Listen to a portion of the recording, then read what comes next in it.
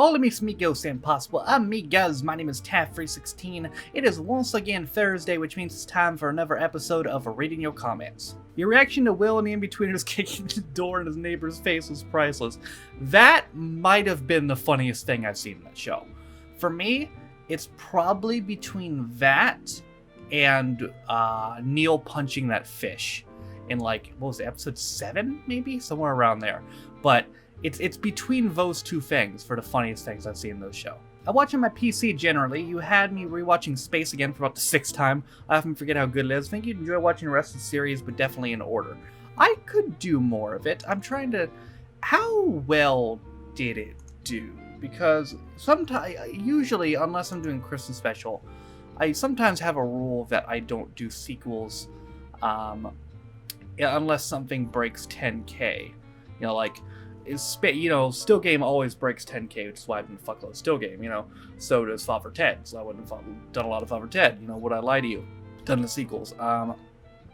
Spaced did about 7,000. A little bit better than it did better than the Ricky Gervais show, actually. I was surprised that video kind of flopped. I would consider it. I'm not gonna guarantee anything, but I do have like 6 more episodes of it, so if there's interest, maybe. I'm watching this on my Etch-a-Sketch. That made me think, they still make those? Surely they do. Like, they gotta still sell Etch-a-Sketches somewhere. I had one of them like as a kid. It was fun as hell. I could never draw for shit or do anything on it, cool, but it was still fun. Yeah, because I know, like, I know these damn kids today, you got their cell phones. That's actually a true statement, though. It's like, kids aren't as into toys as previous generations because of technology, but they gotta still sell Etch-a-Sketches. I watch you on my phone, tablet, and through your crawl space. Aha! I knew that wasn't raccoons. How about making March a binge month? A reaction every day that'll get you through your folder by 2030. Christ. Obviously you're just making a suggestion half-heartedly, but to answer this somewhat literally, as to why maybe I don't do reactions often than every 3 days, because I don't want to oversaturate shit. I feel like if I tried to pump one out every day, like fucking Ashton and John, they do like 7 shits a day, and they have a lot of subscribers, but only a video every once in the blue moon blows up for them because of how much shit they pour out a day, and I'm not trying to do that. Mainly because these do take some time to make as well. And I have other content as well. And I don't want the videos to suffer. I think 3 days is good because you have Would I Lie to You, right? Comes out. It has its time in the sun to get views and all that. And then Father Ted comes out. It has its time in the sun, and so on and so on. And those two might be bad examples because Would I Lie to You and Father Ted always do well. But other shows that I'm not sure are going to do that well. Like maybe if I do a game show, or maybe if I do 8 out of 10 cats or something, I don't know how well those are going to do, and they maybe need their couple days in the sun to get views before something else overlaps them. They might need that time, or else it's just going to completely flop out. So I think every 3 days it's a good... It's the best way to do it, I think. I use my phone to cast my TV. Oh god, the television. There's actually something terrifying about that. Like, I was talking about this in stream the other day. It's a logical way of thinking, kind of, but I don't know. Just because, it's a television, and I'm not, on TV per se, but it feels like I am because you're casting me to my television, and television's usually in living rooms with a bunch of people. That's a lot of pressure. Yeah, to put me on the television screen, that's a lot of pressure. A lot of pressure to be on the big screen. But I don't know. It's just I've seen other content creators say this too. It's a weird feeling, man, because something about the television just feels bigger. Hey, Noah, when you react to In-Betweeners movies, it'll be best to let the end credits play, as I believe both movies are outtakes during the credits and the final scenes at the end credits. Ah, okay. A little bit of Marvel shit, huh? A little bit of Ferris Bueller's Day Off end credit shit, huh? Okay, I got you. Thank you for letting me know that. And for those of you who don't know, we're finishing In-Betweeners this month. We'll be doing the last episode later this month. And then I'm going to be doing both movies on Dailymotion next month. I'm going to have to split them into 2 parts because you can only upload up to an hour of video on Dailymotion. Can only be an hour long. So they're going to be split into 2 parts when I upload them. I know this is great. As usual, keep up good work. P.S. I watch on my tablet. Can't wait for more Doctor Who, hopefully in the near future. I'm probably going to be addressing Doctor Who next month, because I've directed this before. Let me recap you guys on how it's going with Doctor Who. So first off, I can't put full episodes of Doctor Who on Dailymotion, because it's one of the few shows that you can't put on Dailymotion. Dailymotion, you can put mostly everything, but not quite everything. I also can't do another launch on Google Drive. I can't launch another video on Google Drive after that disaster with Big Fat Quiz Everything. So, here's the thing with Doctor Who. I can put it on YouTube, but in order to do that, I need to split it into 4 parts, because you can only use 10 minutes of footage at a time. So I don't necessarily want to do that, but if I want to continue the show, that's pretty much my only option, is to split it into full parts. So that's probably what we'll be doing. The other thing too is the reason I almost stopped doing it initially was because the episodes were doing shit by Vimeo standards compared to the other videos I had on Vimeo at the time. And people told me like, oh, well, they're just not as good episodes. And sure enough, when I did Dull, like, it did better. So what I'm thinking about doing is still continuing to show in order, but only doing reactions of the more popular videos. Like, say, if people don't like episode 7, I'll watch episode 7 on my own time, so I'll see it, but I just won't make a reaction video on it. Maybe I'll make like a recap video saying what I thought of it, but I won't actually do a reaction video to it. You know what I mean? Or maybe this will change when I put them on YouTube. Who knows? I don't know. There's also the matter of, like, how would I decide which episode is popular enough to do or not? Should I make a poll and ask you guys? I guess so. That'd probably be the best way to determine it. So there's a lot that's going into this. I have a lot to think about. I have a lot I need to figure out when doing Doctor Who, but it will continue. It's just more complicated than it should be. Our government is on meth? I guess that would explain Brexit. Jesus. I wonder what our government's on. Probably cocaine. Yeah, definitely cocaine. Wouldn't mind Dailymotion ads if it wasn't the same bloody ad every time, though. Good song it, though. What ad is it? Because I don't watch my own shit. The only time I watch my videos, obviously, is when I'm editing them. That's the only time I watch them. But, like, once it's uploaded, I don't watch my own shit all the way through.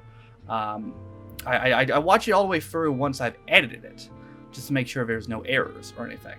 But, like, once it's uploaded on YouTube, I don't watch it or anything. So I've never actually seen the ads on Dailymotion. Number 17 of In-Betweeners. Wow, congrats. And hopefully it means you'll keep going with Father Ted. Yep, as I think talked about yesterday in the Father Ted reaction, I'm going to start doing Father Ted every month, starting, I guess, technically last month. There's only 25 episodes, so I'm just going to start doing it every month. The only question is, I've gone completely ever which way with that show. Done completely random episodes. So I'll leave that up to you guys, is what I'd like to hear. Should I continue just going with random episodes, or should I start doing them in order starting next month? As funny as the old lady part in In-Betweeners was, I think that the moments when you pause and correctly guess what's going to happen prove some of the storylines are getting a little predictable. Personally, I would have liked more character growth, like we saw with Jay that one time. I think you'd argue all the main characters that are worse people at the end of the show than the start. That's actually a fair point. That actually is a very fair point. I agree with you. I thought that we were going to get legitimate character growth from Jay, especially after that one episode where it showed because that he acts like that because his dad's an asshole. But yeah, it almost seems like he regressed and he didn't really get that growth it looked like he was pinned for. The thing about the show is it becomes obvious after a while that it's the same thing every time. And what I mean by that is you begin to notice the pattern. The same thing happens every time, just in different ways. They have a problem, it looks like it's, it goes wrong, it looks like it's going to get solved, and then at the end, everything goes wrong. Like, that's just how it is. Everything fucks up at the end, no matter what. So, it's the same formula every single time. You know it's going to go wrong. You like, when there's a problem and something's going on, there's not going to be a positive solution. It's going to go wrong every single time because that's the formula. That's what's happened in every single episode. And I don't expect anything different from the last episode. And to their credit, it does kind of show the strength of them as writers is that they were able to make the same formula funny every single time, because they were doing the same formula every time, but they were finding ways to keep it funny, and that's impressive. However, I think they made the right choice at ending the show when they did, at 18 episodes, because while it was funny, I thought the second last episode was hilarious. I don't know how good the last episode is. The thing is, the format had kind of gotten you kind of got used to the format to the point where had they done one more season and it's just the same thing and there's no legitimate character growth or anything, then I feel like it would have hurt the show's legacy and people wouldn't have liked it as much if they did a 4th season. So I think they definitely picked a good time to end it. You should review Mortimer Tales. They are a 2-part compilation of Bob's stories on What I Lied to You. You know what's funny is I was gonna do that. That was my plan originally when I recorded the What I Lied to You video, but I thought people would have a problem with that. I thought maybe people were like, oh, why are you just doing a compilation of Bob Mortimer and not doing, the full episode? I figured people would bitch. And then I got the comments, people were like, oh, why didn't you do the Mortimer Tales? So, you need to react to the episodes of What I Lied to You with Greg Davis. His stories are just as hilarious. Okay, well, I'll try to get an episode of him next time I do the show. I'm sure they'll... What I Lied to You episode 3 already has like 11,000 views, so there's gonna be a 4th episode. What does the word dad mean? One who leaves. Damn, Noah. Hey man, just speaking from experience. Looks up Fuji 9. Fuji 9 GP Fast from GC is self-curing, condensable, radioplaque glass ionomer cement designed for restorations and reconstitutions of crowns. Well, he wasn't lying. Yeah, I looked it up. You can buy that shit for like $100 online. Might have to get me some. Bob Mortimer is the greatest and most underrated comedian in the UK. Would love to see another Shooting Stars reaction. I agree that he's tremendous. And also Shooting Stars, yeah, that was a while ago, huh? That video was like probably close to a year ago. Yeah, and I think it did decently well, so yeah, we could maybe see a sequel to that. I don't mind whether Bob Mortimer is in it or not. I liked the whole series when watching it. Not sure who's making waves about Bob Mortimer. He's good, but all the other episodes were also good. Thank you for this, by the way. Well, you're welcome. Thank you for watching. As far as who's making waves, everybody in my comment section. Trust me. There was waves about him in the first video when I did it. There was waves about him not being in the episode when I did it, when I did the second episode. And there was waves about me doing the entire compilation of him in the 3rd episode. So trust me, just read the comments. A lot of people making waves. Get a DNA test, Taff. You gotta be Bill Gates' love child, fella. Well, actually, that'd be pretty sweet. I'd be entitled to some fucking money then. Alright, ladies and gentlemen, that's gonna do it for another episode of Reading Your Comments. I feel like that was a longer one, huh?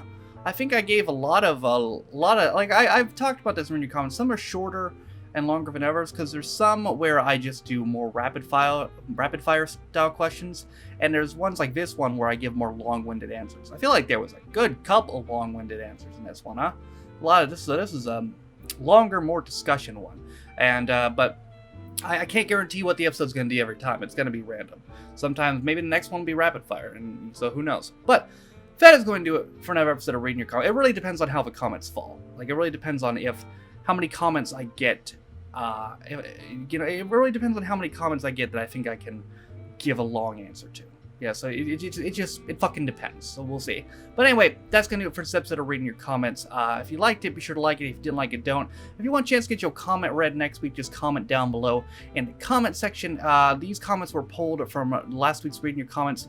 American Reacts to What I Lied to You 3 and American Reacts to Betweener 17. The comments next week will be pulled from this video, American Reacts to Father Ted 6, and whatever the next reaction video is in between now and the next video. So those will be the best places to comment if you want a chance to get your comment read. Thank you guys for watching.